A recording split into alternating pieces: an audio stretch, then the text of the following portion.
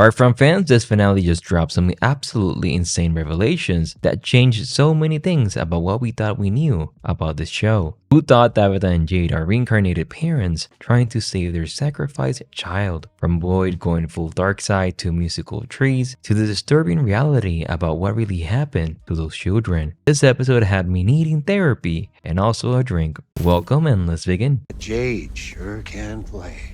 Who the fuck are you? Now let's dive into arguably the biggest revelation this show has ever given to us. Tabitha and Jade are not just random people trapped in this town. They are reincarnated souls who have been trying to save these children for centuries. And holy moly, does this explain so many things we have seen throughout the series. Remember back in season 1 when Jade kept seeing that Civil War soldier and getting visions of Christopher? Turns out that was not just random. Jade literally was Christopher in a past life. Or how Tabitha found the bracelet and the connection to the luggage in those caves. This even explains how Henry found that clothes that belonged to Miranda. They're trying to hide all of this. This also explains why Jade has been so obsessed with that symbol and why he was the only one who could see Jasper. The dummy was not showing up to him by chance. It was trying to help him remember who he was. And Tabitha, all those bracelets she kept making were not just some weird coincidence. She made them in a previous cycle or previous life when she was Miranda. That's why she had those visions of the town before arriving, and why she could see the children and how Miranda brought all of those paintings, which a lot of them are explained but not others, and why she felt Miranda's presence so strongly after that hug with Victor. She was not just connecting with Miranda's energy, she was literally remembering her own past life.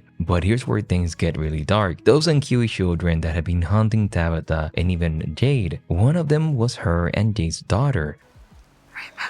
They were there at the beginning when the townspeople sacrificed their own children in exchange for immortality. The word in Kiwi that the children kept saying, it means remember. They've been trying to make their parents remember who they are this entire time. This revelation has a meaning to what the boy in white told Christopher, past Jade, about saving the children through the faraway tree. These are not just random ghost children. They're the victims of possibly the most horrific crime this town has ever seen, and Tabitha and Jade have been unconsciously trying to free them across multiple lifetimes, going from the dates in the lighthouse. But the real gut punch, they have failed every single time. Every cycle resets and they're reborn again and again, carrying these fragments of memories, but never quite putting the pieces together until now. It's like that infinity symbol that we saw in the cave. That it was not just about the town cycle, it was about how the soul been trapped in an endless loop trying to right this ancient wrong. Even the transformation of Boyd from a moral compass to a man willing to hurt is probably the darkest turn. And honestly, I kind of get it. When your daughter-in-law is missing and possibly possessed by whatever creepy entity has its claws in this town, maybe hurting him is the only choice, maybe depending on how you see it. I mean, remember how Boyd spent 3 seasons being the voice of reason, the guy who told Donna in season 1 about how they don't hurt people and so on. Will throw that right out the window like Victor did, because watching him beat information out of Elgin was absolutely brutal. And props to Harold because this scene was intense. But what makes this even more tragic is that Elgin believes he's doing the right thing, like Sarah did. He kept talking about this angel that's been guiding him, telling Fatima's baby going to save them. By the way, the same angel that tried to drown him in season 2. But yes, we have seen this before. Sarah heard voices telling her to kill Ethan. The entity that looked like Boyd's wife said hope creates suffering. Whatever's pulling Elgin's strings is definitely not working for the side of the angels. Now, speaking of Sarah, because how wild was that moment when she straight up mercy takes Elgin's eye. I mean, she saw exactly where Boyd was headed and she decided to spare him from crossing that final line. Something that she did is a twisted kind of kindness. But then again, everything in this town is twisted. But the real bombshell drops when they finally find Fatima in that hidden room in the root cellar. Her belly has grown massive in just a few days, and what's inside her, as we know, was not human. I mean, the connection was all the way back when we saw Rosemary's baby necklace. Yeah, that was not just a random custom choice. Something evil was growing inside her, and it was mightily. But Sarah just turned out our boy Elgin into a knockoff pirate. I mean, one eye, one hand down. but we can see that he's alive. But now, you know what's kind of wild though? Christy, when she knows about everything that's happening, that's going to be intense. But now this connects to the one-eyed pioneer drinking from the skull that Jade saw in the woods. We had multiple one-eyed characters as well throughout the series, like the Civil War soldier, now Elgin. It's starting to feel more like a coincidence than part of the cycle pattern. But the question that I have, who could have thought that all those cryptic numbers in the bottle tree were actually a creepy lullaby? Because I didn't.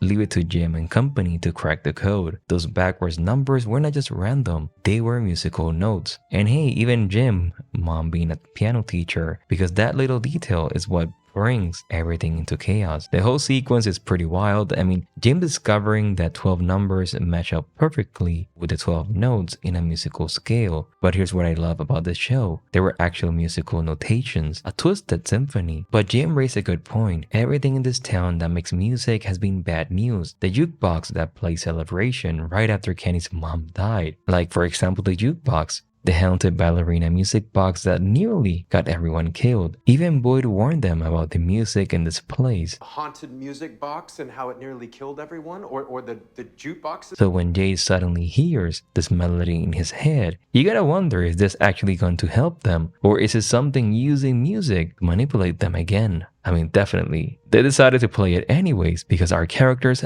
never learn. And then boom, that's when everything goes completely insane about Tabitha's revelation about reincarnation. And who could have thought that Jim, I don't believe in this, any of this supernatural stuff, will be the one to crack the bottle tree code. Now, the whole Tabitha reincarnation revelation was absolutely mind-blowing. The show really pulled the rug from under us by revealing that Tabitha and Jade are not just some random people trapped in this town. They're reincarnated souls who have been trying to save those children for centuries. But maybe, just maybe, this is the first time that they actually are successful. Now, one of the huge parts of this episode, I mean, think about it, how wild is that this explains why Victor has been so protective of Tabitha in a way. Victor maybe, I mean, we have to see the season again, must have sensed on some level that she had the same energy as his mother Miranda, but even that hug in season 2, which makes me think why she didn't remember this. Now, speaking of those trees, how messed up is that this sacrificed children literally poured their hope into the roots to create the faraway trees. That's why we kept seeing the tree imagery everywhere. They were not just random trees, they're literally powered by the souls of dead children, and that is so dark. Now let's dive into that insane episode 10 reveal about Victor and his family. So we have seen how the show's been teasing Victor's backstory forever. Well, they just drop a major bombshell. But what actually went down before the town massacre? But it was not Jasper who was talking. It was the boy in white all along. That's when Victor tells a story about the children. And hey, that's super dark, but we get more information here and how they sacrifice the parents, sacrifice their own children for immortality. Which there's a theory now that maybe the boy in white is the son of the man in yellow. That's gonna be really interesting. But it was not Victor's fault. Miranda knew about this place before even arriving, just like Tabitha. She just didn't know about the faraway tree. Christopher had refused to help them, so Miranda took it upon herself to try. The boy in white basically had a backup plan. If Christopher would not save them, maybe Miranda would. I mean, which set up the cause and effect really well. Now, what's wild about Victor's connection to Eloise and his dad, both his sister and his father are dealing with this profound sense of failure. Victor kept beating himself up, thinking that he failed to protect his sister, and that conversation with his dad. Now, a lot of people are saying that she's alive, so I guess we're gonna take the Eloise is alive theory. But this conversation between Henry and Victor is so beautiful.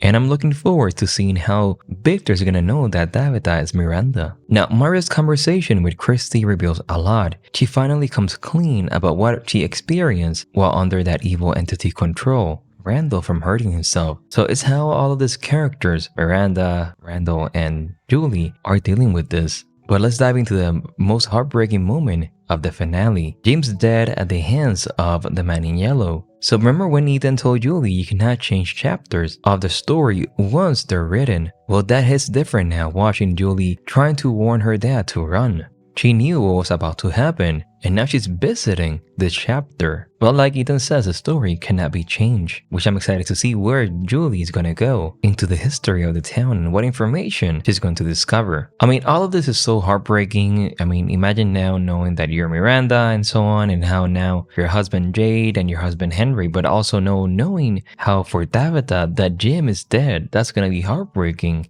even for Ethan. But the biggest question season 4 needs to answer is whether Tabitha and Jade can finally break this cycle or curse, and what happened to their daughter. Maybe they can finally break those uncued children. They're confirmed to do 5 seasons, so maybe in the last one. MGM has already confirmed the 2026 release date, which yes is painful, but after the incredible improvements VFX wise, I'm willing to wait that the quality is going to be better. But hey, I guess I'm gonna rewatch it knowing that Tabitha's Miranda. But now my name is Christian from Being Premiere, and I'll see you in the next one. This is the final and then explain of season 3. Thank you, and I'll see you in the next one. Bye, everyone.